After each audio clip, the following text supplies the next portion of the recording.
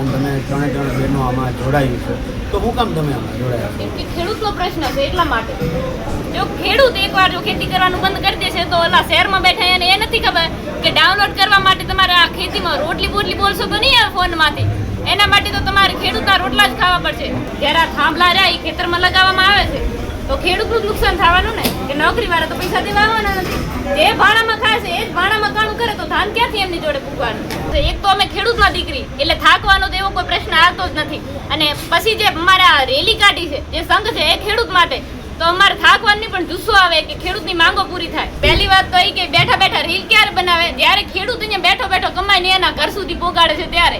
અમે જો ખેતી કરવાનું બંધ કરી દીધું તો એ રીલ બનાવવાની છે, એને ટાઈમ જ નહીં મળે. ખાવાનું પૂરું કરું કે રીલ બનાવવા બેસું. શું નામ દીકરી તારું? મારું નામ કૃષ્ણા. કૃષ્ણા, આમાં મેં આજે જોયું કે અમે હાલીને આવતા હતા અને તમે ગાડી લઈને તમારા પપ્પા કે કોઈક બાઇક લઈને આવ્યા, મૂકવા આવ્યા, અને તમે ત્રણ બહેનો આમાં જોડાયું છે, તો હું કામ તમે આમાં જોડાયા? કેમ કે ખેડૂતનો પ્રશ્ન છે એટલા માટે. જ્યારે આ થાંભલા રહ્યા એ ખેતરમાં લગાવવામાં આવે છે તો ખેડૂતનું જ નુકસાન થવાનું ને, કે નોકરીવાળા તો પૈસા દેવા આવવાના નથી. જે ભાડામાં ખાય છે એ જ ભાડામાં કામ કરે તો ધાન ક્યાંથી એમની જોડે પૂગવાનું? જો ખેડૂત એકવાર જો ખેતી કરવાનું બંધ કરી દેશે તો ઓલા શહેરમાં બેઠા એને એ નથી ખબર કે ડાઉનલોડ કરવા માટે તમારે આ ખેતીમાં રોટલી બોટલી બોલશો તો નહીં આવે ફોનમાંથી. એના માટે તો તમારે ખેડૂતના રોટલા જ ખાવા પડશે. આવી 45 ડિગ્રીના તાપમાને એ ખેડૂત ઊભો હોય ત્યારે પાણી વાળતો પસીનામાં થતો હોય ત્યારે તમે અહીંયા બેઠા બેઠા એસીમાં બેઠા બેઠા રોટલા ખાઓ છો. એના માટે તમારે ખેડૂતોને સપોર્ટ કરવો જોઈએ અને અમારો પ્રશ્નની અમારી જે માંગ છે એને પૂરી કરવી જોઈએ.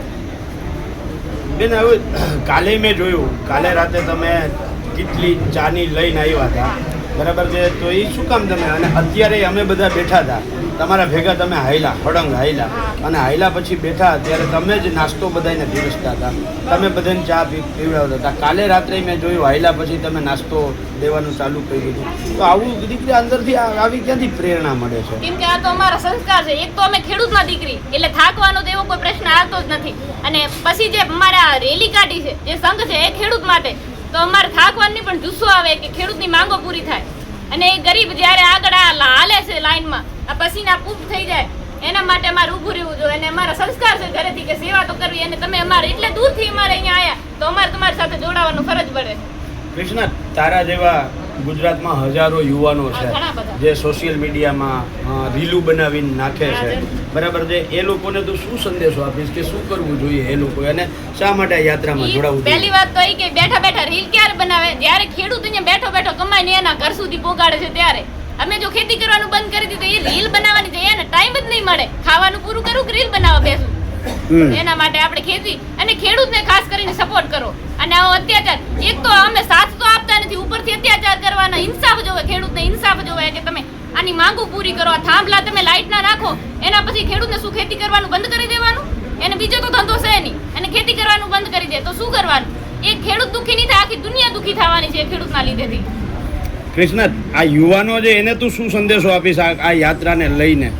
ખાસ કરીને મારા મિત્રો, એવા ખેડૂત મિત્રોને કે વધારે ને વધારે આ સંઘ સાથે જોડાઓ અને જાગૃતતા ફેલાવો કે જે લાઇટના થાંભલા આવે છે ને એને આપણે અત્યારથી નથી આવ્યા ત્યાં અત્યારથી ચાલુ કરી દી કે લાઇટના થાંભલા અમે આપણે પ્રશ્ન છે એની માંગણી આપણે દ્વારકા સુધી જે સંઘ જાહેર હોય એની સાથે સાથે જોડાઈએ, ગામથી ગામને જાગૃત કરીએ અને સરકાર સુધી આપણો પ્રશ્ન લઈ જઈએ. થેન્ક યુ કૃષ્ણા, આભાર તમને.